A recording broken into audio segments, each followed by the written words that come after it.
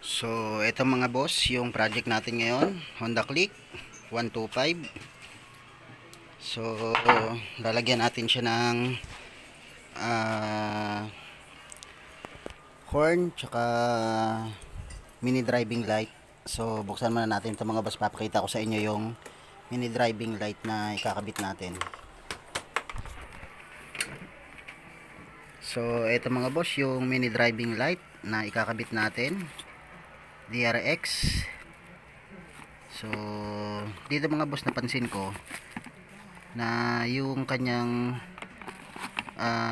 mini driving light papunta doon sa adapter ay wala siyang sakit mga boss. So, diretso dun sa kanyang adapter mga boss. So, wala siyang connector. So, yan. Hindi katulad ng mga iba na mga mini driving light ay mayroon siyang adapter mga boss. So, ito wala. So, yan.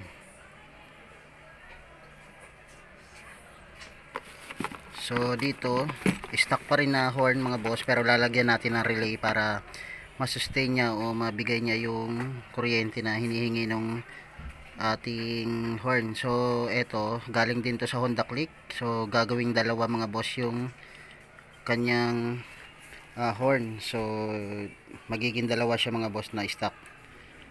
So, simulan na natin to mga boss. Baklasin na natin.